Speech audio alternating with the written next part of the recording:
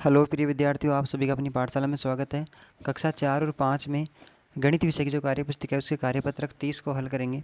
इससे पहले कार्यपत्रक 29 तक हम हल कर चुके हैं। अगर आपने वो वीडियो नहीं देखे हैं और देखना चाहते हैं तो आप चैनल की प्लेलिस्ट में जाकर सभी वीडियो को एक जगह पर देख सकते हैं। और यदि एक एक देखना चाहें तो आप सर्च कर सकते हैं, इस प्रकार देख सकेंगे अपनी पाठशाला बाई एल के नाम से। अगले हैं इस वीडियो में क्या है, सीधी रेखा एवं घुमावदार रेखा के बीच अंतर को समझ सकेंगे। सीधी रेखा कौन सी होती है, घुमावदार रेखा कौन सी होती है, उसके बीच में क्या अंतर होता है। तो आपको एक उदाहरण दिया हुआ है, नीचे दिए गए चित्र को देखिए। इसमें गोल आकृति बनी हुई है और ये घुमावदार ऐसे घूम रही है, तो ये घुमावदार रेखा कहलाती है। जैसे यहाँ पे लिखा हुआ भी है और ये रेखा का बता रहा है, ये तीर लगा कर घुमावदार रेखा है ये। इसी प्रकार से एक वर्ग की आकृति दे रखी है, 4 भुजाओं से गिरिबंध आकृति दिखाई दे रखी है। फिर पहले वाले हम पढ़ भी चुके हैं इसके वर्ग, इस आकृति को वर्ग कहते हैं। अब इसमें क्या है, सीधी रेखा जैसे एकदम सीधी हो गई, जैसे ये एकदम सीधी हो गई, ये एकदम सीधी हो गई, ये एकदम सीधी हो गई, ये सीधी हो गई, ऐसे। मतलब घुमावदार वो होती है जैसे ऐसे घूमे लहराए ऐसे ऐसे, तो वो घुमावदार कहलाती है। ये सीधी रेखाएं हो गई। नीचे इसमें क्या दे रखा है, अब बताइए कि नीचे दी गई आकृतियों में कितनी सीधी हैं और कितनी घुमावदार रेखाएं हैं। अब आपको यहाँ पे दिख रहा है, तो इसमें सीधी रेखाएं तो कितनी है, तो पहले सीधी रेखा गिन लेते हैं। चलो यहाँ से गिन लेते हैं। जैसे ये 1 हो गई, ये 2 हो गई, 3 4 5 6 7 8 9 10। सीधी रेखा तो हो गई 10, तो सामने लिख दिया 10 अपन ने। इसी प्रकार से घुमावदार रेखाएं कितनी हैं, तो घुमावदार रेखाओं के लिए घुमावदार रेखाएं कितनी हैं इसके अंतर्गत, ये एक तो गोल वाली पूरी बंद आकृति हो गई, एक हो गई पूरी, एक ये हो गई 2 और एक ये हो गई 3। तो घुमावदार रेखाएं हो गई इसमें 3। आगे है, आगे वाली जो आकृति है इसमें सीधी रेखा कितनी है, सीधी रेखा गिन लेते हैं अपन। 1 2 3 और ये इधर हो गई 4 की, तो ऊपर वाली बंद हो गई। फिर 5 6 और 7, तो सीधी रेखाएं कितनी हो गई, 7 हो गई। घुमावदार रेखा इसमें ऐसे इस प्रकार से कोई रेखा है ही नहीं, तो इसमें घुमावदार रेखा हो गई 0।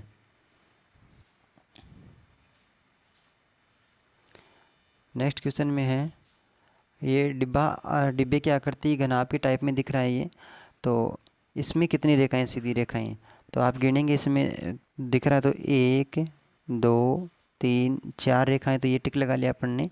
फिर देखना 5 6 7 और 8 रेखाएं ये हो गई। इसके बाद में 8 से 9 10 11 और ये 12, तो कितनी रेखाएं हो गई, सीधी रेखाएं हो गई 12।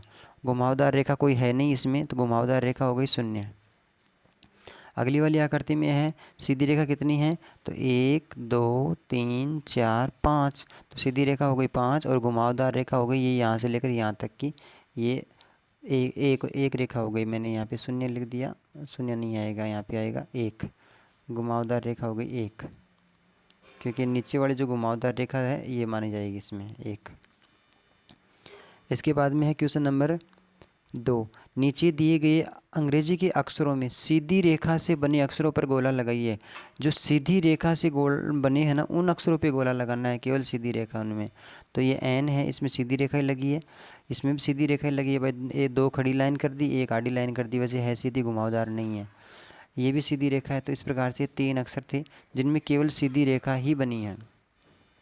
इसके बाद में क्वेश्चन नंबर 3 है, नीचे दिए गए अंग्रेजी के अक्षरों में जो अक्षर सीधी और घुमावदार दोनों रेखाओं से बने हैं, मतलब ऐसे अक्षर जिनमें सीधी रेखा भी लगी हो और घुमावदार रेखा भी लगी हो, दोनों अक्षर लगे हों, तो उन पर गोला लगाइए, उन पे गोला लगाना है। तो ये जी दिख रहा है, इसमें ये सीधी रेखा हो गई, ये भी सीधी रेखा हो गई और फिर यूँ घुमावदार भी आ गई। तो इस प्रकार से इसमें सीधी और घुमावदार दोनों हो गई। उसी प्रकार से डी में ये सीधी रेखा हो गई और ये घुमावदार रेखा हो गई, तो ये डी हो गया। इसी प्रकार से पी में ये सीधी रेखा हो गई और ये घुमावदार रेखा हो गई, तो दोनों रेखाएं काम में आ रही हैं इनमें, तो ये हो गए G D P, G D P हो गई। तो इस प्रकार से ये वर्कशीट अपनी सीधी और घुमावदार रेखाओं से संबंधित थी, कंप्लीट हो गई। इसी वीडियो में अपन नेक्स्ट वर्कशीट को भी कंप्लीट कर लेते हैं। इसके बाद में है गतिविधि। गतिविधि में क्या है, गतिविधि 2 आ गई। इसमें भी स्कूल में लेना पड़ेगा अपने को सामग्री।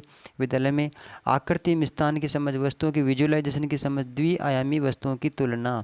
द्विआयामी वस्तुएं वही होती हैं जिनमें लंबाई और चौड़ाई हो और जिसमें ऊंचाई भी शामिल कर लें अपन या मोटाई भी शामिल कर लें उसमें, तो उसे आप उसको बोलते हैं त्रिआयामी।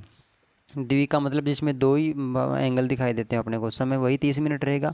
आसपास में उपलब्ध वस्तुएं जैसे पुस्तक है, बोतल है, रबर है, माचिस की डिबिया है, पासा है, इनको देख करके अपना अपनी समझ को विकसित करना चाहेंगे। इसके माध्यम से जिस टेबल को ऊपर से देखें तो कैसे दिखाई देगी, श्यामपट्ट को सामने से देखने से कैसे दिखाई देगा, इस प्रकार से दिखाई देगा। श्यामपट्ट को सामने से देखोगे तो आप लंबाई और चौड़ाई, तो ये द्विआयामी आकृति बन जाएगी।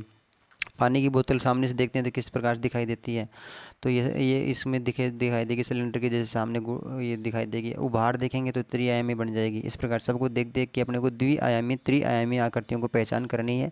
टेबल कैसी है, पुस्तक कैसी है, बोर्ड कैसा है, अपना अपना बैग कैसा दिखाई दे रहा है, ये आकृतियाँ, अपना ज्योमेट्री बॉक्स है वह कैसा दिखाई देता है, माचिस की डिबिया कैसे दिखाई देती है, पासे कैसे दिखाई देते हैं। तो मैं द्विआयामी और त्रिआयामी आकृतियाँ पहचान करके उनको अलग अलग करेंगे। इस प्रकार की गतिविधि आप निर्देश पढ़ करके आराम से कर सकते हैं। अगले इसी में जोड़ लेते हैं कार्यपत्रक 31 को। कार्यपत्रक 31, त्रिविमीय आकृतियों को उनके नाम से पहचान सकेंगे। त्रिविमीय आकृतियाँ वे होती हैं जिनमें लंबाई भी हो, चौड़ाई भी हो और ऊंचाई भी हो, अर्थात जो मतलब उभार वाली आकृतियाँ होती हैं। जैसे कागज़ होता है तो उसमें लंबाई और चौड़ाई होती है, उभार नहीं होता है, मोटा नहीं होता ज़्यादा, इस प्रकार से। लेकिन जैसे अगर माचिस की डिब्बी होती है तो वो मोटी होती है, तो उसमें क्या वो त्रिआयामी आकृति के अंतर्गत आएगी। जैसे ये अब आगे प्रश्न है, ऐसी 3 वस्तुओं के नाम लिख करके चित्र बनाइए जो डिब्बे जैसे दिखते हो, डिब्बे के जैसे दिखाई देते हो। तो ये ईंट की आकृति भी लिख दी अपन ने, क्योंकि ये लंबाई चौड़ाई ऊंचाई है और दूर से देखे तो डिब्बे के जैसे दिखती है। अगला है संदूक, डिब्बे जैसे दिखता है, ये खुद डिब्बा ही बना दिया, तो ये त्रिआयामी आकृति हो गई तीनों ही। नेक्स्ट क्वेश्चन है, ऐसी 3 वस्तुओं के नाम लिख करके चित्र बनाइए जो बेलन के जैसे दिखते हैं। अपने को पहले नाम भी लिखने हैं साथ में और बेलन के जैसे चित्र भी बनाने हैं। जैसे एक तो ये सिलेंडर, गैस सिलेंडर बना दिया, इसका नाम यहाँ पे लिख दिया 1 नंबर लगा करके, ये 1 नंबर गैस सिलेंडर। फिर 2 नंबर पे क्या है, बांसुरी, ये 2 नंबर पे बांसुरी बना दी, ये बेलन की जैसे दिखती है। और 3 नंबर पे है पानी का ड्रम या तेल का ड्रम, किसी भी कुछ भी सामान डाल सकते हैं इसके अंतर्गत, तो ये ड्रम हो गया। तो बेलन के जैसे इस आकृति है, गुड़ने वाली लुढ़कने वाली वस्तुएं हैं सभी, तो ये बेलन जैसी आकृति के हो गए। इसके बाद में 3 ऐसी वस्तुओं के नाम लिख करके चित्र बनाइए जो टोपी जैसे दिखते हो, अर्थात शंकु के आकार की। टोपी जैसी का मतलब यही है, शंकु के आकार की आकृतियाँ होंगी वो इसमें बना सकते हैं। जैसे टोपी भी बना सकते हैं आप, शंकु भी बना सकते हैं। आइसक्रीम जो दिखती है तो वो शंकु की आकृति में दिखती है, ऊपर से देख लो नीचे से देख लो तो ये आइसक्रीम हो गई। टोपी को खुद को भी बना दिया। इस प्रकार से 3 आकृतियाँ हो जाती हैं। आप अन्य कोई आकृति भी बना सकते हैं। अगला है, ऐसी 3 वस्तुओं के नाम लिख कर के चित्र बनाइए जो गेंद जैसी दिखती हैं।